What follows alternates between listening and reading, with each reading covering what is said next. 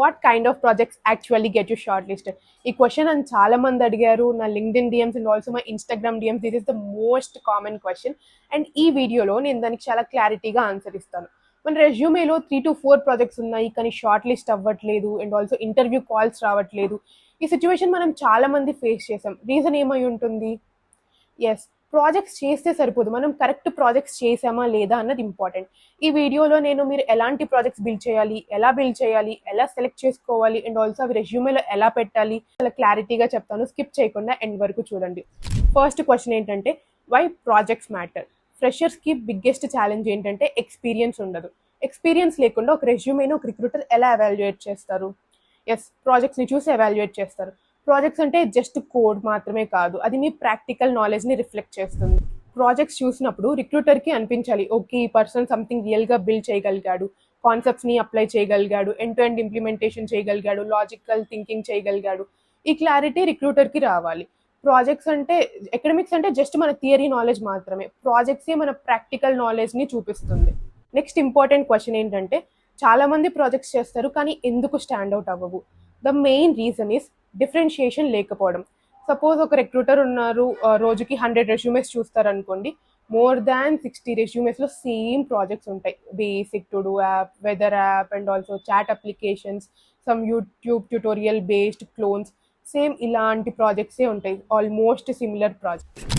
Next question వచ్చేసి, రెజ్యూమేలో ఎన్ని ప్రాజెక్ట్స్ పెట్టాలి? ఈ క్వశ్చన్ నేను నా లాస్ట్ వీడియోలో కూడా ఆన్సర్ చేశాను. బేసిక్గా 2 to 3 projects are more than enough. ఒకవేళ మీ ఎక్స్పీరియన్స్ సెక్షన్లో కానీ మ్యాటర్ తక్కువ ఉంటే దెన్ 4 ప్రాజెక్ట్స్ ఆర్ ఇనఫ్. అంతకు మించి ఎక్కువ పెట్టమని నేనైతే అస్సలు సజెస్ట్ చేయను. అండ్ ఆల్సో ప్రాజెక్ట్ పెట్టడానికి ఒక ప్రాపర్ స్ట్రక్చర్ అనేది ఉంటుంది. నేను కూడా సేమ్ ఈ స్ట్రక్చరే ఫాలో అయ్యాను. ఫస్ట్ వచ్చేసి మీ మెయిన్ కోర్ ప్రాజెక్ట్, ఇది మీరు చాలా డెప్త్గా ఎక్స్ప్లెయిన్ చేయగలగాలి అండ్ ప్రాజెక్ట్ కూడా చాలా డెప్త్లో ఉండాలి. అండ్ ఆల్సో మీరు ఆర్కిటెక్చర్ కానీ గంటల తరబడి దీని గురించి ఎక్స్ప్లెయిన్ చేయగలిగేలా ఉండాలి ఈ ఫస్ట్ ప్రాజెక్ట్ మాత్రం.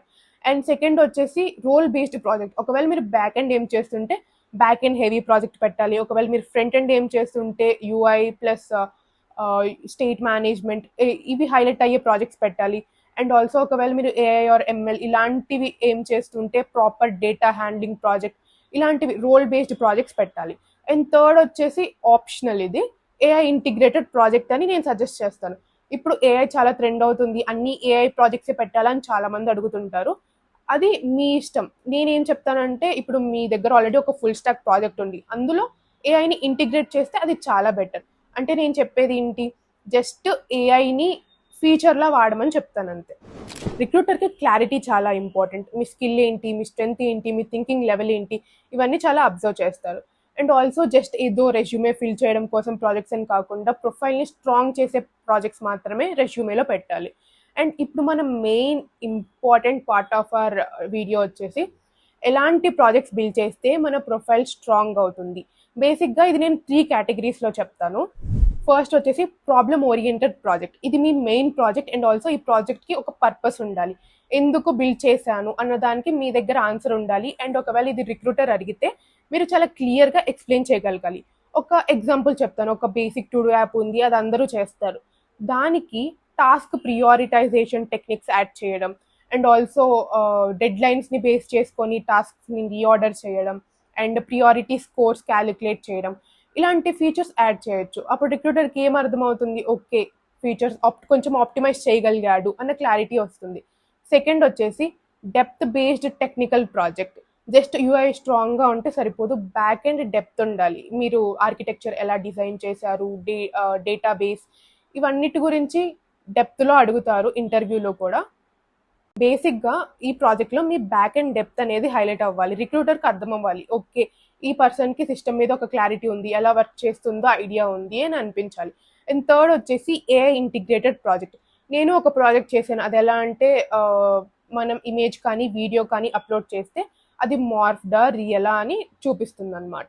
ఫ్రంట్ ఎండ్ బ్యాక్ ఎండ్ అంతా చేసాము. అండ్ మోడల్స్ని ట్రైన్ చేయడానికి కొన్ని ఎంఎల్ అల్గోరిథమ్స్ వాడాము. అండ్ ఇందులో ఏఐని ఒక ఫీచర్లా వాడాము అంతే, దాన్ని బేస్ చేసుకొని ఎంటైర్ ప్రాజెక్ట్ బిల్డ్ చేయలేదు. నేను రికమెండ్ చేసేది కూడా ఏఐని ఒక ఫీచర్లా వాడమని చెప్తున్నా, మొత్తం ఏఐఏ ఉండాలి, ఏఐతోనే చెయ్యాలి అని చెప్పట్లేదు. కొన్ని ప్రాజెక్ట్ ఐడియాస్ వచ్చేసి రెజ్యూమే అనలైజర్, రికమెండేషన్ సిస్టమ్స్, ప్రోడక్ట్స్లోకి చాట్ బోట్స్ యాడ్ చేయడం, ఇంటిగ్రేట్ చేయడం ఇలాంటివి. అండ్ ఆల్సో సింపుల్గా చెప్పాలి అంటే 1 core project, 1 depth based technical project and 1 optional AI integrated project. Next question ఏంటంటే ప్రాజెక్ట్ ఐడియాస్ ఎలా సెలెక్ట్ చేసుకోవాలి. ఫస్ట్ మీరు ఏ రోల్కి టార్గెట్ చేస్తున్నారో అది డిసైడ్ అవ్వండి. ఫ్రంట్ ఎండా, బ్యాక్ ఎండా, ఫుల్ స్టాకా ఆర్ ఏఐఎంఎల్ సైడ్ వెళ్ళాలనుకుంటున్నారా, అది ఫస్ట్ డిసైడ్ అవ్వాలి. ఒకవేళ మీరు బ్యాక్ ఎండ్ సెలెక్ట్ చేసుకుంటే మీ బ్యాక్ ఎండ్ హైలైట్ అయ్యే ప్రాజెక్ట్స్ ఉండాలి. Like APIs, database design, scalability, ఇవి హైలైట్ ఉండాలి. ఒకవేళ మీరు ఫ్రంట్ ఎండ్ చూస్ చేసుకుంటే UI, responsiveness, state management, user management, వీటి మీద ఫోకస్ చేయాలి. ఒకవేళ ఏఎంఎల్ అయితే ప్రాపర్ డేటా హ్యాండ్లింగ్ ప్రాజెక్ట్, ఎలాంటి మోడల్స్ వాడాలి, ఎలా చేయాలి, ఎలా ఎవాల్యుయేట్ చేయాలి, వీటి మీద ఐడియా ఉండాలి. నెక్స్ట్ వచ్చేసి ఏ లాంగ్వేజ్లో ప్రాజెక్ట్ చేయాలి అంటుంటారు. మీరు ఒకవేళ జావాలో స్ట్రాంగ్గా అయితే జావాలోనే ప్రాజెక్ట్ చేయండి. ఒకవేళ పైథాన్లో స్ట్రాంగ్గా ఉంటే పైథాన్లో చేయండి. ఆ లాంగ్వేజెస్లో ఉన్న ఫ్రేమ్వర్క్స్ నేర్చుకోండి, అది మీ ప్రాజెక్ట్స్లో యూస్ చేయండి. అండ్ నెక్స్ట్ వచ్చేసి ఒకవేళ మీరు ప్రొడక్ట్ బేస్డ్ కంపెనీస్ని టార్గెట్ చేస్తుంటే కొంచెం హెవీ లాజిక్ అండ్ స్కేలబుల్ ప్రాజెక్ట్స్ని రెజ్యూమేలో పెట్టుకోండి. ఒకవేళ స్టార్టప్స్ని టార్గెట్ చేస్తుంటే fully end to end deployed ప్రాజెక్ట్స్ని పెట్టుకోండి. ఇప్పుడు ప్రాజెక్ట్స్ బిల్డ్ చేసాం, బాగానే ఉంది. ఇప్పుడు ద మోస్ట్ ఇంపార్టెంట్ టాస్క్ ఏంటంటే రెజ్యూమేలో ఎలా పెట్టాలి. నేను ఆల్రెడీ దీని మీద ఒక వీడియో చేసిన, రెజ్యూమే చూపించి ఫార్మేటింగ్ ఎలా ఉండాలి, స్ట్రక్చర్ ఎలా ఉండాలి, ఎలా చెయ్యాలి, ఇవన్నీ చాలా నీట్గా క్లారిటీగా నా లాస్ట్ వీడియోలో చెప్పాను. ఒకవేళ మీరు చూడకుంటే నా వీడియో డిస్క్రిప్షన్లో కూడా లింక్ పెడతాను, చూడండి. అండ్ ఇప్పుడు రెజ్యూమేలో ఎలా పెట్టాలి. కొంతమంది పారాగ్రాఫ్స్గా ఒక 2 to 3 పేజెస్ పెడుతుంటారు, 5 to 6 ప్రాజెక్ట్స్ పెడుతుంటారు. అలా ఏం అవసరం లేదు. ఒక 3 to 4 projects or 2 to 3 projects are more than enough. పారాగ్రాఫ్స్లా రాయకుండా ఒక 2 to 3 bullet points or max 4 bullet points కంటే ఎక్కువ తీసుకోవద్దు.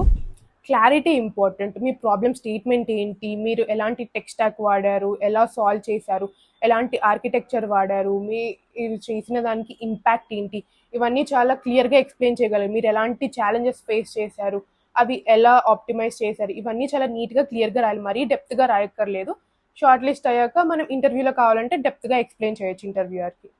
నెక్స్ట్ వచ్చేసి మీరు ఎలాంటి మిస్టేక్స్ అవాయిడ్ చేయాలి. ఫస్ట్ వచ్చేసి 6 to 8 ప్రాజెక్ట్స్, 5 to 6 ప్రాజెక్ట్స్ ఇలాంటివి పెట్టద్దు. ఒక 2 to 3 ప్రాజెక్ట్స్ ఆర్ ఎనఫ్. నేను ఆల్రెడీ చెప్పాను ఇంతకుముందు. అండ్ నెక్స్ట్ వచ్చేసి అన్నెసెసరీగా ఇన్ని టెక్నాలజీస్ వాడాను ఈ ప్రాజెక్ట్లో అని ఎక్కువ టెక్నాలజీస్ పెట్టకండి. అండ్ థర్డ్ వచ్చేసి మీరు పెట్టిన ప్రాజెక్ట్స్కి పక్కన గిట్హబ్ లింక్ ఖచ్చితంగా ఉండాలి. అది రిక్రూటర్ చూసినా చూడకపోయినా అది వాళ్ళ ఇష్టం, కానీ పెట్టడం మన రెస్పాన్సిబిలిటీ. అండ్ ఆల్సో గిట్హబ్లో రీడ్మీ ఫైల్ అనేది కంపల్సరీగా ఉండాలి. అది రీడ్మీ ఫైల్ చదివాకే ఈ ప్రాజెక్ట్ ఏంటి అన్న క్లారిటీ రిక్రూటర్కి వస్తుంది. అండ్ ఫోర్త్ వచ్చేసి ఓన్లీ ఫ్రంట్ ఎండ్ ప్రాజెక్ట్స్ మాత్రమే పెట్టకండి. అందులో మీ లాజికల్ థింకింగ్ డెప్త్ అనేది తెలియదు. So back end, database design, flows ఇవన్నీ అర్థమయ్యేలా అలాంటి ప్రాజెక్ట్స్ పెట్టండి. అండ్ నెక్స్ట్ వచ్చేసి నేను ఏఐని ఇంటిగ్రేట్ చేస్తూ ఒక ప్రాజెక్ట్ చేయమన్నా అది కంప్లీట్గా ఆప్షనల్. మీకు ఇంట్రెస్ట్ ఉంటే చేయండి, ఏదో ట్రెండ్ అవుతుంది అని చెప్పేసి మాత్రం చేయకండి. ప్రాజెక్ట్స్ బిల్డ్ చేయడం ఈజీనే, కానీ కరెక్ట్ ప్రాజెక్ట్స్ బిల్డ్ చేయడం ఇంపార్టెంట్. ఏదో రెజ్యూమేలో ప్రాజెక్ట్స్ గురించి పెట్టాలి అని కాకుండా మీ స్కిల్స్ని ప్రూవ్ చేసే ప్రాజెక్ట్స్ని పెట్టండి. ఫస్ట్ మీ టార్గెట్ రోల్ ఏంటి, మీరు దేన్ని టార్గెట్ చేస్తున్నారని డిసైడ్ అయ్యి అండ్ ఎలాంటి ప్రాజెక్ట్స్ సెలెక్ట్ చేసుకోవాలో కాసేపు కూర్చొని టైం తీసుకొని డిసైడ్ అయ్యాక ఒక 2 to 3 వీక్స్ ఒక ప్రాజెక్ట్ మీద స్పెండ్ చేయండి. అండ్ అది నేను ఎలా పెట్టాలో రెజ్యూమేలో నీట్గా క్లారిటీగా ఎక్స్ప్లెయిన్ చేశానో చూడండి. అండ్ ఇంకా మీకు ఏమైనా డౌట్స్ ఉంటే కింద కామెంట్ సెక్షన్లో అడగండి. అండ్ ఈ వీడియోలో నేను మొత్తం కవర్ చేశానని అనుకుంటాను. ఏమన్నా కావాలంటే కామెంట్ సెక్షన్లో అడగండి, లేదా నా లింక్డ్ఇన్కి అయినా మీరు టెక్స్ట్ చేయొచ్చు. If you really find this helpful, please share, like and subscribe. Thank you.